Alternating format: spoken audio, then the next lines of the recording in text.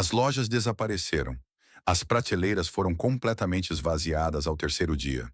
Alguém levou o último saco de farinha de trigo comum no segundo dia. E quem quer que sejam, agora mesmo estão comendo biscoitos enquanto você olha para um monte de bolotas e se pergunta se seus ancestrais eram idiotas ou gênios.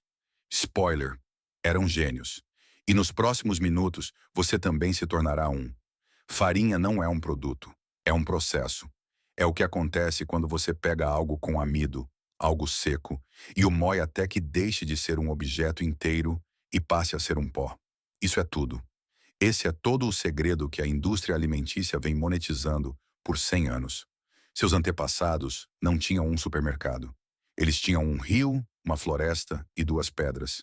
E construíram civilizações com pão feito do que encontravam. Então, vamos falar sobre o que está ao seu redor agora mesmo, o que está escondido à vista de todos e como transformar isso em algo que o manterá alimentado muito depois de o corredor de farinha ser uma vaga lembrança. Vamos começar com as bolotas porque, se você estiver em qualquer lugar do hemisfério norte, está cercado por farinha que cai do céu todo outono. As bolotas são pacotes de sobrevivência densos em calorias, ricos em gorduras e carregados de carboidratos, envoltos em uma casca. O problema são os taninos. Bolotas cruas têm o gosto de lamber uma lousa encharcada em amargura. Elas vão te dar dor de estômago e fazer você questionar suas decisões de vida. A solução é a lixiviação. E assim que você a entender, se perguntará por que ninguém mais fala sobre isso. Quebre as bolotas. Qualquer pedra plana servirá para descascá-las. Ou use uma bota resistente sobre uma superfície dura. O que você procura é a carne interna da noz, pálida e densa. Moa ou pique grosseiramente primeiro. Você ainda não precisa de um pó perfeito. Depois, mergulhe os pedaços em água fria. Troque a água a cada poucas horas, ou deixe um riacho correr através deles se estiver ao ar livre. Os taninos se dissolvem na água e, após 1 a 3 dias de molho e enxague, mais tempo se o amargor for forte, você terá algo que cheira a nozes, tem sabor suave e está pronto para secar e moer finamente. Espalhe sobre uma rocha plana ao sol ou seque perto de um fogo. Uma vez seco, moa entre duas pedras usando um movimento circular com a pedra superior, pressionando para baixo e girando. Peneire através de um pano se tiver um. O que cai é a sua farinha. A farinha de bolota é levemente doce, um pouco terrosa e nutricionalmente densa. Ela foi usada por tribos nativas americanas, na Europa antiga e em culturas do leste asiático por milênios. Não cresce como o trigo. Falta glúten, mas você não vai fazer croissants. Você vai fazer pães achatados, mingaus e bolos de sobrevivência. Funciona. E agora mesmo, funcionar é tudo. Próxima opção, as tábuas. Estas são as canas com formato de cachorro-quente marrom que crescem basicamente em cada pântano, borda de lagoa e vala úmida do mundo temperado. Se você passa por elas sem saber o que são, está passando por um supermercado de sobrevivência. Cada parte é comestível em algum momento da estação, mas o que queremos para a farinha é o pólen e o amido da raiz. No final da primavera e início do verão, a parte superior dos caules da tábua produz um pólen amarelo espesso. Sacuda-o em um saco ou recipiente. Você pode misturar esse pólen diretamente na massa como suplemento de farinha. Não é um substituto completo por si só, porque é muito fino e produz um resultado denso, mas misturado com outras farinhas à base de amido, é extraordinariamente nutritivo. A raiz, o rizoma grosso, enterrado na lama, é o prato principal. Arranque as raízes. Parecem dedos grossos e sujos presos à base da planta. Limpe a lama. Descasque a pele externa. Depois, esmague a raiz em um recipiente com água, trabalhando-a com as mãos até que se forme uma pasta branca de amido. Coe a fibra da planta através de um pano ou um pedaço de material tecido. O que sobra é o amido líquido. Deixe descansar. O amido se depositará no fundo. Retire a água com cuidado. Espalhe a massa de amido úmida sobre uma superfície e deixe secar completamente. Quebre o resultado seco e moa finamente. Essa é a farinha de amido de raiz de tábua. Tem entre 30% e 46% de carboidratos. Ela assa, engrossa e vem alimentando as pessoas há 10 mil anos. Arqueólogos encontraram vestígios de farinha de raiz de tábua em pedras de moer que datam de 30 mil anos atrás. 30 mil anos. As pessoas que a comiam não eram primitivas, eram engenhosas. Seja engenhoso. Agora, aqui está algo pelo qual a maioria das pessoas passa todos os dias sem pensar duas vezes. Milho seco. Não grãos de pipoca de um saco de micro-ondas. Milho de campo seco real, milho dentado, milho duro ou qualquer variedade tradicional que tenha sido deixada para secar completamente na espiga. Se você tem milho armazenado, qualquer milho seco em sua casa ou qualquer milho em grão seco que possa encontrar, você está sentado sobre uma fonte de farinha que alimentou continentes inteiros por milhares de anos antes de existirem refrigeradores. A massa base das tortilhas, tamales e arepas é feita de milho que foi processado por um método chamado nixtamalização. E é aqui que a coisa fica interessante. A farinha de milho crua é nutricionalmente incompleta. A niacina, vitamina B3, está presa dentro do milho em uma forma que seu corpo literalmente não consegue absorver. As civilizações indígenas da Mesoamérica descobriram como liberá-la cozinhando grãos de milho secos em água misturada com cinzas de madeira ou hidróxido de cálcio, o que chamaríamos de cal ou lixívia. Esse processo chama-se nixtamal e transforma o milho de um alimento de fome em uma potência nutricional. A solução alcalina decompõe a casca externa, libera a niacina, aumenta a proteína biodisponível e torna o milho mais macio e fácil de moer. Veja como se faz sem um laboratório. Pegue uma xícara de grãos de milho secos. Ferva-os em água com uma colher de sopa de cinzas de madeira de uma fogueira de lenha limpa. Não madeira tratada, não carvão, apenas cinza de madeira natural. Mantenha em fogo brando por cerca de 1 hora. As cascas externas vão se soltar. Deixe descansar durante a noite. Enxague bem na manhã seguinte, esfregando os grãos entre as mãos para remover as cascas. O que você tem é o nixtamal. Moa-o úmido para massa ou seque-o e moa fino para fubá. Esse fubá irá nutri-lo de uma forma que o milho moído simples nunca conseguiria. As civilizações que tiveram acesso ao milho, mas não o nixtamalizaram, colonos europeus que importaram o milho sem a técnica de preparação indígena, desenvolveram pelagra, uma doença por deficiência de niacina que causa diarreia, dermatite, demência e, finalmente, morte. Os 4 Ds e depois o fim. As pessoas que os ensinaram a cozinhar o milho corretamente salvaram vidas aos milhares. Conhecimento é nutrição.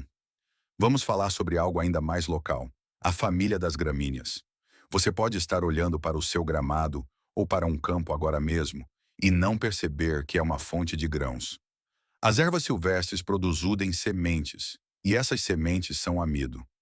Não em quantidades que facilitem a colheita, mas em uma situação de sobrevivência real, você colhe o que houver. Centeio selvagem, cevada selvagem, rabo de raposa, capim pé de galinha. Todos estes produzem pequenas sementes comestíveis. Você remove as cabeças das sementes em um recipiente. Depois as limpa vertendo lentamente entre 2 recipientes sob uma brisa, deixando que a casca mais leve seja levada pelo vento, enquanto as sementes mais pesadas caem. Depois as seca e as moe. Exige muita mão de obra. Você passará 1 hora colhendo o que um supermercado vende por $1, mas passará essa hora vivo. Se você estiver perto de um riacho ou de um prado úmido, procure por arroz selvagem. Não o arroz de cultivo comercial.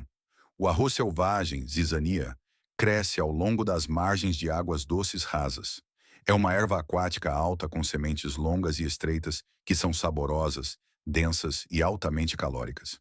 As tribos de canoas na região dos Grandes Lagos o colhiam remando pelas touceiras e batendo nos caules contra a lateral do barco. Você pode adaptar esse processo a pé. Segure um recipiente sob as cabeças das sementes e desprenda-as para a frente. Seque as sementes, depois as toste levemente em uma frigideira ou sobre o fogo para soltar as cascas. Moa-as após remover as cascas externas. A farinha de arroz selvagem tem um sabor profundo, levemente defumado e amendoado, e mais proteína do que a farinha de trigo. Não é um mito, não é um plano B. É uma fonte de alimento real que sustentou culturas por séculos. Agora vamos abordar algo em sua casa que você provavelmente não considera uma fonte de farinha: as leguminosas secas.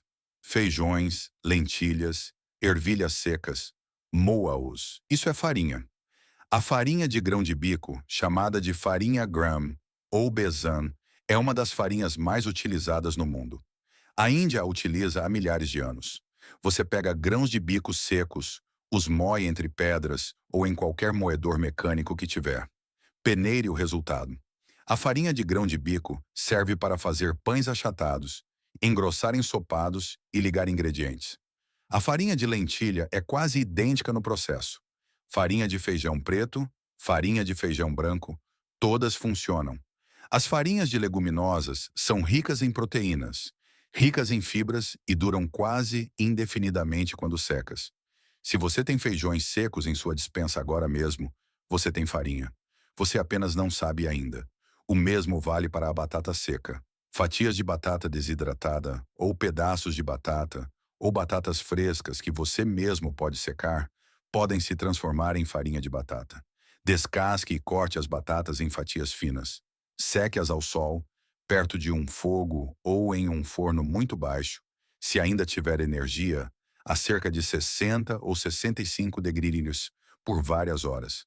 Assim que estiverem quebradiças e completamente secas, moa-as. A farinha de batata absorve uma quantidade tremenda de umidade, por isso rende muito. É densa, saciante e de sabor neutro. Misturada com outras fontes de farinha, ela estende seus suprimentos significativamente. O arroz, se você o tiver, segue o mesmo princípio. O arroz branco seco pode ser moído para obter farinha de arroz utilizando qualquer método de moagem disponível. A farinha de arroz não tem glúten, tem uma textura fina e funciona bem para pães achatados, panquecas e para engrossar mingaus. É a base de uma grande parte da culinária do Sudeste Asiático e tem sido assim por milhares de anos sem que ninguém precisasse de uma loja. Agora vamos falar sobre a moagem, porque seu grão não vira farinha apenas por desejo. Você precisa de um mecanismo de moagem, e esse mecanismo não precisa ser elétrico, comercial nem sofisticado. A ferramenta mais primitiva e eficaz é um moinho de mão. Duas pedras, uma com base plana e levemente côncava, sua pedra base, e uma pedra de mão que caiba confortavelmente em sua palma. Você coloca o grão seco sobre a pedra base e usa a pedra de mão para moer em um movimento circular de pressão, usando o peso do seu corpo. É lento. É fisicamente exigente. Seus braços vão doer. Sua farinha será grossa e conterá areia fina das pedras, o que historicamente é a razão pela qual os humanos antigos tinham os dentes muito desgastados. Mas funciona. Funcionou durante 30 mil anos de história humana. E funcionará para você. Melhore esse sistema com um moinho rotativo se puder improvisar um. Duas pedras circulares planas, uma fixa, outra girando em cima por meio de um cabo inserido através de um buraco central. O grão é colocado pelo buraco central e moído entre as duas pedras enquanto a de cima gira. Culturas nativas de todo o mundo desenvolveram isso de forma independente. Os romanos o usaram em todo o seu império. Produz uma farinha mais fina, mais rápido e com menos esforço. Se você conseguir encontrar ou moldar duas pedras planas aproximadamente circulares e perfurar ou picar um buraco no centro da superior, você tem uma máquina que mudou a civilização. Não tem pedras? Olhe ao seu redor. Superfícies de concreto, superfícies de tijolos, o fundo de uma frigideira de ferro fundido usado como placa de moagem, uma garrafa de vidro pesado usada como rolo compressor contra uma superfície dura, um martelo batedor de carne. Qualquer coisa dura e pesada pode se tornar uma ferramenta de moagem se você tiver paciência e sua sobrevivência depender disso. Uma vez que você tem a sua farinha, seja qual for a fonte, seja qual for a moagem, aqui está o que fazer com ela. A receita mais básica é o pão achatado e requer dois ingredientes: sua farinha e água. Misture-os até formar uma massa firme. Adicione uma pitada de sal se tiver. Divida em bolas. Achate com a palma da mão ou com uma pedra lisa. Cozinhe sobre uma pedra quente e seca ou uma frigideira de ferro fundido sobre o fogo. De 2 a 3 minutos de cada lado, até que a superfície esteja seca e levemente tostada. Isso é pão. Esse é o alimento que construiu cada civilização humana, do crescente fértil às Américas. Não requer fermento químico, nem biológico, nem ovo. Apenas amido, água e calor. Adicione gordura se tiver, gordura animal, óleo, banha, o que estiver disponível.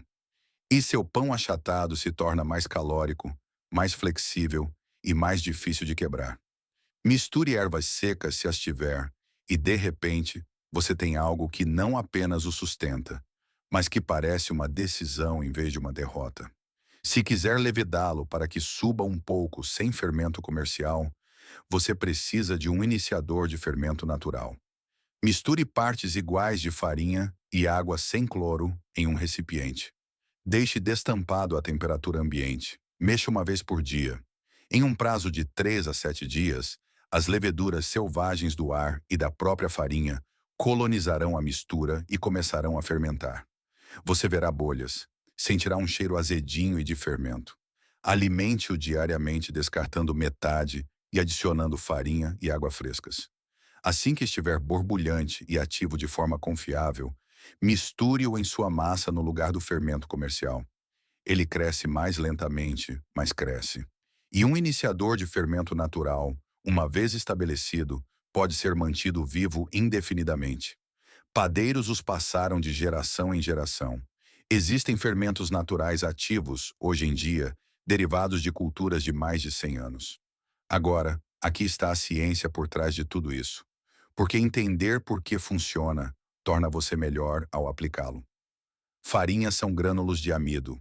Quando você combina amido com água e aplica calor, esses grânulos absorvem umidade, incham e gelatinizam.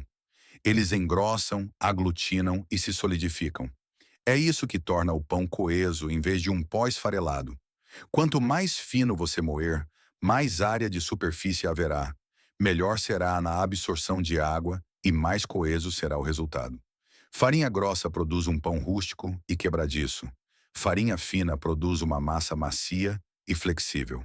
Seu esforço de moagem se traduz diretamente na qualidade do que você come. O conteúdo de proteínas também importa. O glúten da farinha de trigo, essa rede de proteínas que torna a massa elástica e flexível, é o que retém as bolhas de gás do fermento, permitindo que o pão suba e se torne um pão aerado. Farinha de bolota, de tábua, de batata. Nenhuma delas tem glúten. Por isso, seus pães achatados dessas fontes serão densos e parecidos com bolachas de água e sal. Não são ruins, não são inferiores, apenas é uma física diferente. Para adicionar alguma elasticidade à farinha sem glúten, adicione um agente aglutinante. Uma batata cozida amassada misturada na massa, uma pequena quantidade de gelatina de ossos fervidos ou o líquido viscoso de sementes de linhaça fervidas. Estes imitam algumas das propriedades aglutinantes do glúten e melhoram a maleabilidade da sua massa. E aqui está algo em que a maioria das pessoas nunca pensa: a densidade calórica do que você está comendo. Em um cenário pós-colapso, onde você está queimando mais energia do que nunca, carregando água, cortando lenha, montando guarda, sobrevivendo, você precisa de calorias densas. Uma xícara de farinha de bolota tem aproximadamente 500 calorias. Uma xícara de fubá tem cerca de 440 calorias. Uma xícara de amido de raiz de tábua tem quase 400 calorias. Estes não são alimentos dietéticos. São combustíveis de sobrevivência projetados pela natureza ao longo de milhões de anos de evolução vegetal para armazenar o máximo de energia no mínimo espaço. Cada pão achatado que você assa com farinha coletada é uma vitória medida em quilocalorias. Cada grama de amido que você extrai de uma raiz ou de uma semente é um dia de vida estendido. Há também a dimensão psicológica, e não a ignore. Comer pão, algo que se parece com uma refeição familiar, algo assado, algo quente, é um ato de civilização.